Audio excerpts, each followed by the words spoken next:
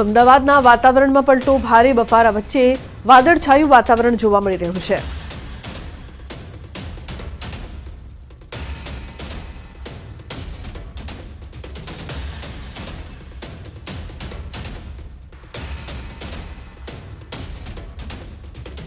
તો વરસાદને લઈને હવામાન વિભાગની આગાહી, આગામી 5 દિવસથી ભારેથી અતિભારે વરસાદ પડવાની સંભાવના. દક્ષિણ ગુજરાતમાં ભારેથી અતિભારે વરસાદની આગાહી. વલસાડ, દમણ, ડાંગ, સુરત અને નવસારી માટે પણ આગાહી.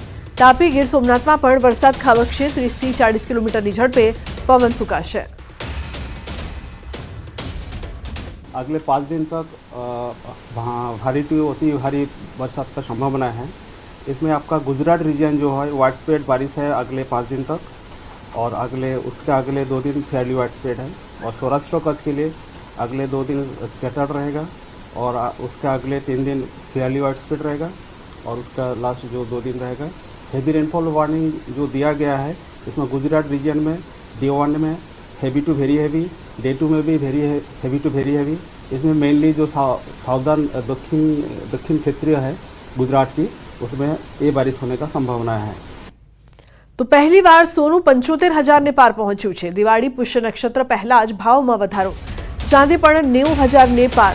તો અમદાવાદમાં 10 ગ્રામ 22 કેરેટ સોનાની કિંમત 70,600 રૂપિયા છે. 10 ગ્રામ 24 કેરેટ સોનાની કિંમત 77,020 રૂપિયા. આ વર્ષે અત્યાર સુધી સોનાના ભાવમાં 11,900નો વધારો નોંધાયો છે. સોનાના ભાવમાં હજુ વધારો થવાની શક્યતા છે.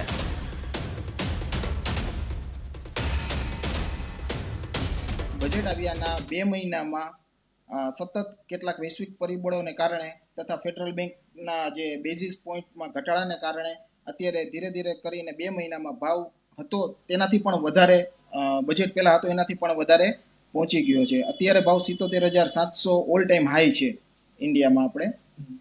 એટલે આ જોતા અને પ્લસ આપણે નવરાત્રી અને દિવાળી જેવા તહેવારો પણ આવી રહ્યા છે, એ જોતા હજી પણ એવી ગણતરી છે કે ભાવમાં વધારો આવી શકે છે.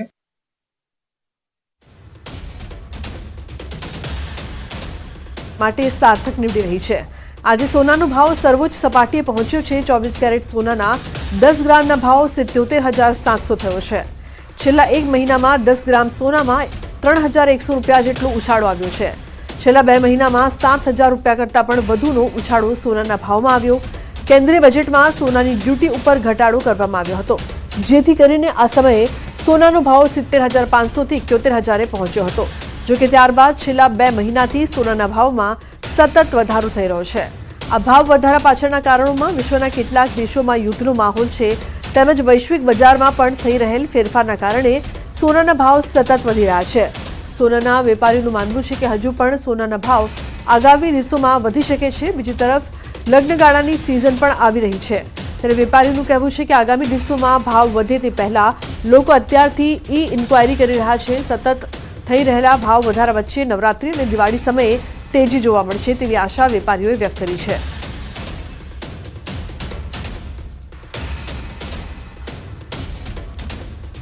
આવનારા દિવસોમાં ડિસેમ્બર સુધીમાં પણ ફરીથી ફેડ છે એ કદાચ રેટ કટ કરી શકે એવી આશા સાથે સોનાએ ફરીથી ઉછાળો દર્શાવ્યો છે. તેમજ આપણે કહીએ કે વૈશ્વિક સ્તરે જે અત્યારે લેબનોન, ઇઝરાયલ તેમજ વૈશ્વિક જે યુદ્ધના જે મંડાણ છે એ પરિસ્થિતિને જોતા, ગ્લોબલ પરિસ્થિતિને ધ્યાનમાં લઈને સોનાની ડોલરે સર્વોચ્ચ સપાટીએ પાર કરી ચૂકી છે.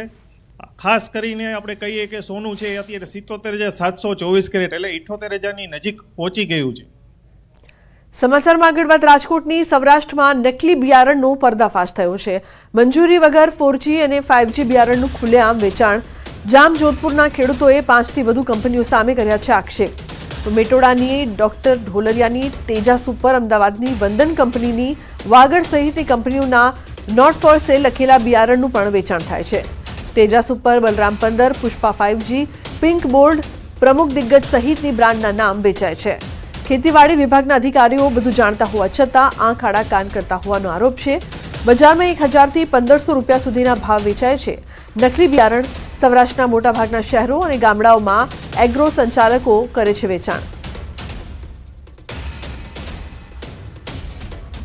ગુજરાત સહિત સમગ્ર દેશભરમાં માત્ર 2G બીટી કપાસને જ મંજૂરી છે ને તેમ છતાં કઈ રીતે જે કપાસ છે તે નોટ ફોર સેલના નામે જે 4G ટેકનોલોજી વાળું 5G વાળું વેચાય છે ને તેના કારણે ખેડૂતો છે તેમને મસમોટી નુકસાની વહોરવાનો વારો આવે છે.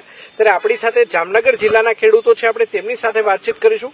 શું કહેશો કાકા, જ્યારે આ બિયારણ તમે વાવ્યું કઈ ટેકનોલોજીનું છે ને જ્યારે વાવ્યું ત્યારે ખબર હતી કે ટેકનોલોજી છે એવું કહીને અમને નવી ટેકનોલોજી આવી છે તો આ બિયારણ તમારે વાવવું જેવા પેકેટ અમને દુકાનમાં બતાવવામાં આવતા હોય છે એટલે અમે એને જોઈ અને એની નવું બિયારણ છે તો એને અખતરા માટે અમે વાવતા હોઈએ છીએ કે વધુ ઉત્પાદન મળે કે ગુલાબ બિયારણ ના લે એવું કહીને અમને બિયારણ અમે એની પાસેથી ખરીદતા હોઈએ છીએ એગ્રોની દુકાનોમાંથી. હવે કયા પ્રકારની પરિસ્થિતિ જ્યારે વાવ્યા પછી હવે શું પરિસ્થિતિ સામે આવી છે? વાવ્યા પછી તો ઘણી વખત કપાસ સારોય થતો હોય છે, ઘણી વખત કપાસ નબળોય થતો હોય છે. આ વખતે વાવ્યું છે તો આ વખતે મારે 3 વીઘાનો કપાસ પાડી નાખવાની ફરજ પડી હતી. અંદાજિત કેટલું નુકસાન થયું છે? નુકસાનીનો આંકડો તો હજુ આપણે શું છે ઉત્પાદન મળ્યું જ નથી તો નુકસાનીનો આંક મેળવવો અઘરો હોય છે, પણ અમને જે વાર્ષિક જે ઉત્પાદન મળતા હોય છે એ અમારું નુકસાન થયું છે એ પાકી વાત છે. તો અમે અલગ અલગ અધિકારીઓને અલગ અલગ મહિને 6ઠા મહિનાથી છેટ અત્યાર સુધી અહીંયા તમારા સુધી પહોંચ્યા ત્યાં સુધી આ રજૂઆત કરીએ છીએ કે સરકાર હવે બિન અધિકૃત બિયારણો વેચાવા શા માટે દે છે. તો એના મને તો એવું લાગે છે કે સરકારની ઉપર પણ આલા અધિકારીઓ હોય એવું દેખાઈ રહ્યું છે. ચોક્કસ. તો કઈ રીતે ખેતીવાડી વિભાગના અધિકારીઓની મિલીભગત અને સાથોસાથ જે બિયારણ બનાવતી કંપનીઓની મિલીભગત છે, હું આપને એક બાબત આમાં સ્પષ્ટપણે જણાવી દઉં કે આમાં આ કઈ જગ્યાનું મેન્યુફેક્ચરિંગ થયું છે તે કોઈ પણ વિગત દર્શાવવામાં નથી આવી. ખાસ કરીને માત્ર ને માત્ર જે તમામ જે છટકબારી છે તે આના માટે છે કે for agriculture use only, for experimental purpose only, not for sale કરીને આ બિયારણ છે તે વેચવામાં આવે છે. કોઈને 1250 ની અંદર આ થેલી પડે છે તો કોકની પાસેથી 1450 વસૂલાય છે.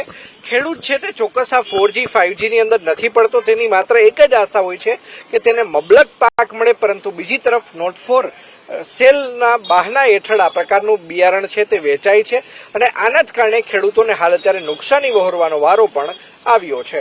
અંકિત પોપટ, ન્યૂઝ 18 ગુજરાતી, રાજકોટ. તો ભરૂચમાં જુલાઈ અને ઓગસ્ટ માસમાં મુશળધાર વરસાદની ખેડૂતોના પાકનો સોથ વળી ગયો, જેમાં કપાસ અને તુવેર જેવા પાકને મોટું નુકસાન થવા પામ્યું હતું. ભરૂચ જિલ્લાના 509 ગામમાં ખેતી પાકને નુકસાન થવાનું ધ્યાને આવ્યું હતું, જેને લઈને સરકારે સહાય પેકેજ જાહેર કર્યું હતું, જેમાં અત્યાર સુધી ગ્રામસેવક તથા ગુજરાત પોર્ટલ પર અરજી લેવાનું ચાલુ કર્યું છે, જેમાં કુલ 37,000 હેક્ટર જમીનમાં નુકસાન થયું છે. હજુ 31 સપ્ટેમ્બર સુધી ડિજિટલ ગુજરાત પોર્ટલ પર અરજી સ્વીકારવામાં આવશે, જે બાદ ખેડૂતોને રાહત ફંડ ચૂકવવામાં આવશે. ખેડૂતોએ વરસાદ બંધ થતાં ફરી વાવેતરની કામગીરી શરૂ કરી છે. બીજી વાર જે ઓગસ્ટમાં નુકસાન થયું છે ને એ નુકસાન માટે 29,773 ખેડૂતોને વધારાનું નુકસાન થયું છે ફરીથી, અને એનો વિસ્તાર જે છે એ 38,018 હેક્ટરનો થાય છે. તો એનો પણ સર્વે પૂર્ણ થઈ ગયો છે અને એનો રિપોર્ટ અમે અમારી વડી કચેરીને મોકલેલો છે. તો એનું મેમોરેન્ડમ ભારત સરકારને મોકલી અને ફરીથી ગુજરાત સરકાર પેકેજ ડિક્લેર કરશે. તો રાજકોટની અંબિકા ટાઉનશીપ વિસ્તારમાં દેશી દારૂના અડ્ડા પર જનતા રેડ બાદ આરએમસી એક્શનમાં આવી છે. બુટલેગરના ગેરકાયદેસર દબાણ પર બુલડોઝર ફેરવવામાં આવશે. મનપાની ટીમ 10 જેટલા ગેરકાયદેસર દબાણ હટાવવા પહોંચી ત્યારે સ્થાનિકોએ વાંધો ઉઠાવ્યો. સ્થાનિક આગેવાનોએ મધ્યસ્થી કરતા બાંધકામ તોડી પાડવાની કામગીરી અટકાવાઈ હતી. તો બિલ્ડર, ભૂમાફિયાઓ અને મનપાના અધિકારીઓની મિલીભગતથી બાંધકામ તોડાઈ રહ્યા હોવાનો સ્થાનિક આગેવાનોએ આરોપ લગાવ્યો છે. દસ્તાવેજ હોવા છતાં ડિમોલિશન કરાઈ રહ્યું હોવાનો આરોપ લગાવ્યો. તો પૂર્વ ધારાસભ્ય સિદ્ધાર્થ પરમારે ગરીબોને મનપા વૈકલ્પિક જગ્યા આપે તેવી માંગ કરી. રાજકોટના બિલ્ડરો પ્લસ ભૂમાફિયા કોર્પોરેશનના અધિકારીઓ સાથે સાંઠગાંઠ કરી એ જગ્યા કોઈ પ્રકાર લઈ લીધી છે. આ જ અધિકારીઓ કોર્પોરેશનના અધિકારીઓને બેફામ પૈસા આપ્યા છે કે આ 10-12 મકાનો જે છે કાચા મકાનો છે એટલે એની જમીનની કિંમત વધારવા માટે આ લોકો કોર્પોરેશનમાં પૈસા આપી અને એનું ડિમોલેશન કરવા માટે કોર્પોરેશનને મજબૂર કર્યું છે. એટલે આવનારા દિવસોમાં અમે કહેવા માંગીએ છીએ, અને જમીન ઠાકર જે ન્યુસન્સની વાત કરે છે, દલિતો ન્યુસન્સ છે, તો હું કહેવા માંગુ છું કે સાધુ વાસવાણી રોડ ઉપર કમલેશભાઈ મીરાણીનું જે ગેરકાયદે બાંધકામ કરેલું છે તો અહીંયા તમે કેમ ચૂપ છો? આ જમીન એ લોકોએ વેચાતી લીધી છે, ઘૂસી નથી ગયા. જો વેચાતી લીધી હોય અને તમે રોડ બનાવવા માંગતા હો તો અમે કોર્પોરેશનની કાર્યવાહીમાં ડિસ્ટર્બ કરવા માંગતા નથી. રાજકોટનો વિકાસ થતો હોય તો એમાં એમને વાંધો નથી, પણ ગરીબોના ભોગે વિકાસ નહીં. તમે એ લોકોને અહીંથી ડિમોલેશન કરીને હટાવવા માંગતા હો તો એને ક્યાંક જગ્યા આપો. તો અમરેલી જિલ્લામાં ગેરકાયદેસર ખનન અને ખનીજ ચોરી સામે આવી છે। ખાણ ખનીજ વિભાગે કાર્યવાહી કરી છે। ખનીજ ચોરીને અંકુશમાં લાવવા માટે અલગ અલગ વિસ્તારમાં દરોડા પાડ્યા છે। ગોખરવાડા ચાંપાથડમાં શેત્રુંજી નદીમાંથી 3 ટ્રેક્ટરને પકડ્યા, જ્યારે ધાતરવડી નદીમાંથી 4 ટ્રેક્ટર જપ્ત કર્યા છે। ખાણ ખનીજ વિભાગે 7 ટ્રેક્ટર સાથે 28 લાખનો મુદ્દામાલ જપ્ત કર્યો છે। અમદાવાદના નવા વાડજમાં જાહેરમાં તલવાર વડે જન્મદિવસની ઉજવણી કરતો વિડીયો વાયરલ। વાડજ પોલીસે 5 લોકોની ધરપકડ કરી છે। આરોપી હિતેશ ઉર્ફે ગાંધી ઠાકોર, કૃણાલ પરમાર, શૈલેષ પરમાર, પ્રકાશ ઠાકોર અને મહેશ ઠાકોરની ધરપકડ કરી છે।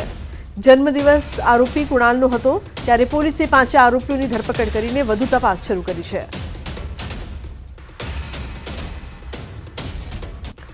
તો મહત્વનું છે કે પોલીસ દ્વારા કાર્યવાહી કરવામાં આવી રહી છે। જે પ્રકારથી જે દ્રશ્યો સામે આવ્યા હતા, જે વિડીયોમાં તલવારથી કેક કાપતો આ વિડીયો છે તે વાયરલ થઈ રહ્યો હતો। તો જન્મદિવસની ઉજવણીનો આ વિડીયો હતો, જે બાદ પોલીસ દ્વારા કાર્યવાહી કરવામાં આવી છે।